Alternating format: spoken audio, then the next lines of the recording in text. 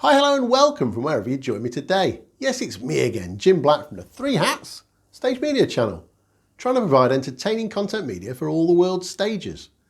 This is a Pause for Thought edition, where I review one of my favourite movies and see what messages we can take from it and how we could use those insights in today's busy lives. The movies I review come from over the past several decades, some you may know and some you may not. They all come from a book or screenplay, have a great cast and a fabulous soundtrack. Today's movie is no exception. As you can see from the lightbox, it's The Commitments from 1991. That's 30 years ago. It's from a book by Roddy Doyle, and the screenplay is by Roddy himself, Ian Lafreniere and Dick Clement. The director is Alan Parker, and he's done things like Evita and Fame. There's a great cast. You've got Robert Harkins, who plays Jimmy Rabbit. You've got Johnny Murphy, who plays Joey the Lips Fagan. And you've got Andrew Strong, who sings in the band as Deco. You've got Maria Doyle Kennedy. She plays Natalie, and she was in The Tudors, Orphan Black and Outlander. You've got Brona Gallagher. She's Bernie. She's just been in Julian Fellowes' Belgravia, and also Yumi and the Apocalypse before that. Angeline Ball, she's Imelda, and she was in Shameless. There's a great performance by Cole Meany, who plays Jimmy's dad, and he was in Layer Cake, Tolkien and Gangs of London. So I ask, where's the destination you would ask the man at the railway station to go to? And if you put something together, will it stay together? Let's get right into this review and find out. Have you ever tried to put something together and hoped it would work?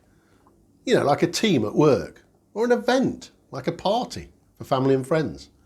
Lots of elements that all need to work at the same time. The vision that you have, the destination you want to get to. The problem with that is everybody getting a ticket to the right place? And will it work in the end? We're going to follow Jimmy through his story in the movie. His vision and dream is to build a band, put them out there and make them successful. But we know the problem with that is there's lots of characters and everybody's got an opinion. Will it work? Will it fail? Let's get right into this plot and find out. So Jimmy lives in Dublin. He hasn't got a job, he's unemployed. Ever since he left school. He makes a bit of money selling bootleg items such as t-shirts, LPs, video cassettes and music cassettes, whatever they might be. He's grown up through the 70s and 80s and now we're in the early 90s. Dublin's a fabulous, vibrant place, full of culture, different mixers, and it's a good vibe to be. Jimmy wants to put a band together, and he only knows two musicians who have recently left the band that they were in due to musical differences. So he now has Derek and Outspan. He puts an advert in the local paper, and all the auditions take place at his mum and dad's house in front of him, his mum and dad, and his brothers and sisters. There's Cajun music being played in the bathroom. There's skiffle music being played on the stairs. There's people doing tap dancing. There's a guy doing thrash metal with a guitar on his back. And there's also a guy doing a rendition of a song from Fame. And I think that's something to do with Alan Parker. There's a great bit in it where there's somebody playing a fiddle. In the background, in the living room, just towards the kitchen, you can see his mum and his sisters all doing an Irish jig. From the auditions, they get Dean. He's a saxophonist, and he wants to be a part of the band too. So now there's three. The story's going to move on a little bit here. We don't see any more of the auditions, but somehow we get a pianist in Stephen. He plays organ at the local church, but he can get a piano, so he's in the band. We see Billy, who's a local blacksmith. He plays the drums, and he can get hold of a set of drums and a van to move them around him. There's also Deco. He's a bus conductor and he's a great singer because Jimmy saw him once and he knows he's got a great voice. The only person missing now is Joey the Lips Fagan. He's a 50-plus-year-old man who's supposed to be played with all the greats, but we're not sure whether that's true or it's all made up. Then there's the three backing singers. There's Imelda, Natalie and Bernie, and they become the Commitmentettes. And so the Commitments are born. as they're chatting about it and the type of music they're going to play and getting to know each other verbally.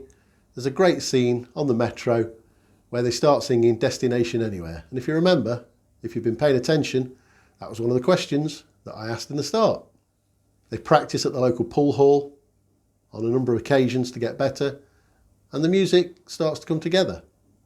They play a local benefit at the church for the priest. It's to do with heroin, and there's a misspelling, but you'll have to watch the movie for that. At the end of the gig, somebody nearly gets electrocuted. They rush to the hospital, but all is well. So from the gig, we move on to play different things to get them better. There's a skating rink and there's some other venues, but we're heading towards the end of the movie. There's going to be a big concert, or a gig that is, in one of the big bars in Dublin city centre. Joey has organised that Wilson Pickett will come and play with them, but will he or won't he? That's the question. But it certainly brings the crowds in. This is where we see the band at the end, when they're actually very good. There's some great renditions, Mustang Sally and Try a Little Tenderness, as well as Never Kissed a Man and Chain of Fools. It shows the band waiting, but, you know, I can't give away the spoilers because I never do. All I can say is this is a great movie. The script is good, the characters are good, it's natural, it's raw, and it's full of comedy as well. If you want to know what happens in the end, like I always say, you'll have to watch the movie. We're all heading to a destination. Can we get there? And can we all find the same one? Do we all want to find the same one? We're all different at the end of the day. The thing about it is, when you go somewhere, an event maybe, just have a think, because somebody's destination is where you're at. So do your best at it. Enjoy it for what it is. Somebody's put a lot of time and effort into it. You'd expect them to do the same. And always remember, you know, the end of the movie or the story, whatever it is, it's always a chance for a new one to begin. The trivia in this movie is really good too. In the early part of the film, at the auditions, there's a boy with a skateboard outside the house. He's called Peter Rowan. He's quite famous, but you won't recognise him as he was there. Because in 1980, U2 had an album called Boy, and he's photographed on the front cover. And also, they had an album in 1983 called War, and he's also on the front cover of that. A lot younger, obviously. Did you know that this is one of Quentin Tarantino's favourite movies? And as a result of him watching it, Brona Gallagher, who he likes a lot, got the part of Trudy in Pulp Fiction. Did you also know that 4 of the band, The Cause, appear in this movie, obviously a long time before they formed the pop group? In fact, the bit that I told you about, where they're doing a fiddle and they're all dancing in the kitchen, that's actually one of The Cause. And the final bit of trivia, for those of you that know guitars, there's a bit where Derek is playing a Fender bass. He's playing it left-handed, but if you look closely, you'll see that it's actually a right-handed one. They've just turned it over for the movie. The music in this movie is just exceptional. The original soundtrack is well worth listening to because each of the songs that they do are just as good as the original artists. I'm not going to tell you which of the songs are because I've already mentioned quite a few of them in the movie itself. All I can say is it's well worth getting. I hope you've enjoyed this review, and if you want to know where my thoughts and inspirations come from, please click on the links in the bio below. It'll take you for a closer look. If you want to join our community, please subscribe, and if you want to know when we upload again, hit the notification bell. Oh, and don't forget to like it, if you do that is. Always drop me a comment below and I'll get back to you as and when I can. I've been Jim Black for the Three Hats Stage Media channel for this edition of Pause for Thought. See you very soon.